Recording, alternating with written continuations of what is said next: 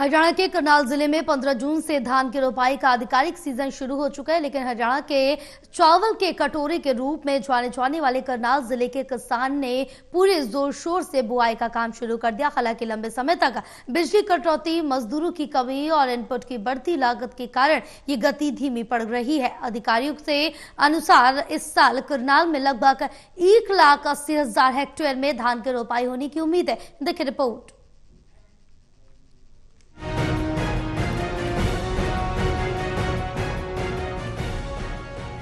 हरियाणा के करनाल जिले में 15 जून से धान की रोपाई का आधिकारिक सीजन शुरू हो चुका है, लेकिन हरियाणा के चावल के कटोरी के रूप में जाने वाले करनाल जिले के किसानों ने पूरे जोर शोर से बुवाई का काम शुरू कर दिया। हालांकि लंबे समय तक बिजली कटौती, मजदूरों की कमी और इनपुट की बढ़ती लागत के कारण ये गति धीमी पड़ रही है।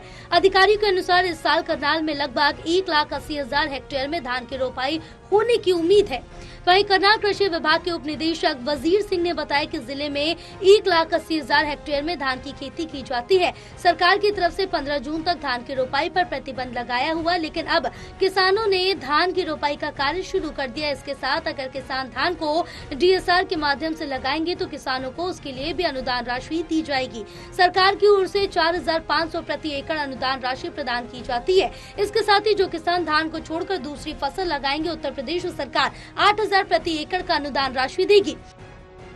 जिला करनाल में 1,80,000 हेक्टेयर में धान की खेती की जाती है और पहले सरकार द्वारा 15 जून तक प्रतिबंध लगाया हुआ था, लेकिन अब किसानों द्वारा धान की रोपाई का कार्य शुरू कर दिया गया है।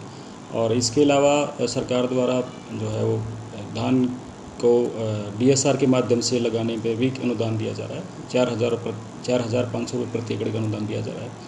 और जो किसान धान को छोड़कर दूसरी फसलें लगाएगा उस पर भी सरकार द्वारा 8,000 प्रति एकड़ का अनुदान दिया जा रहा है।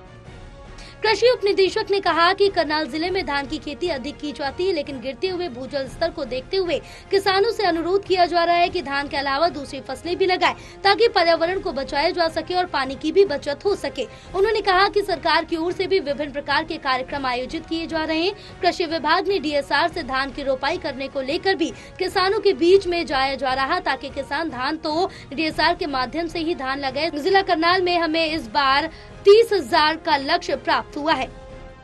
जैसा कि आपने बताया कि जिला करनाल में मुख्यतः धान की खेती की जाती है, लेकिन गिरते हुए वाटर टेबल को देखते हुए सरकार द्वारा जो है वो किसानों के अनुरोध किया जा रहा है कि वो धान के अलावा दूसरी फसलें भी लगाएं, ताकि जो है पर्यावरण को बचाया जा सके और जो पानी को भी बचत किया जा सके।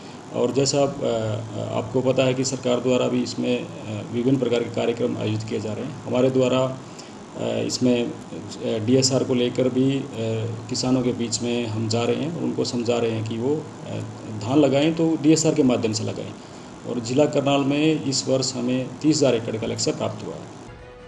कृषि अधिकारी ने DSR से धान लगाने के फायदे बताते हुए कहा, धान लगाने के सबसे ज्यादा नुकसान पानी का हो रहा। हर वर्ष पानी 2 से 3 फुट नीचे जा रहा है, जिसको देखते हुए सरकार द्वारा DSR किसानों को धान लगाने के नए विकल्प दिए गए। किसानों को इसमें धान की रोपाई नहीं करनी होती। जैसे किसान गेहूं की बिजाई करते हैं, ऐसी धान की बिजाई मशीन द्वारा करनी है। इसमें मुख्य रूप से पानी की बचत होती है, साथ ही लेबर भी कम लगती है और दूसरी धान के मुकाबले किसानों को फायदा भी ज्यादा होता है।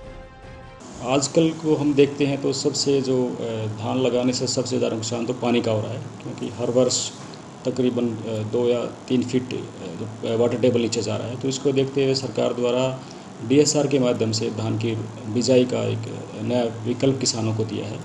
इसमें किसान को धान की रोपाई नहीं करनी है। इसमें जैसे हम गेहूँ की बिजाई करते हैं, ऐसे ही धान की बिजाई करनी है मशीन के द्वारा। इसमें मुख्यतः पानी की बचत होती है और दूसरा जो सॉइल की फिजिकल प्रॉपर्टीज़ होती हैं उसमें इम्प्रूवमेंट होती है। तो तीसरा जो है इसमें लेबर कम लगता है और चौथा जो है इसमें DSR जो है उसमें इकोनॉमिकल है किसान के लिए। इसमें दूसरी धान रोपाई के मुकाबले जो है ज़्यादा फायदा होता है।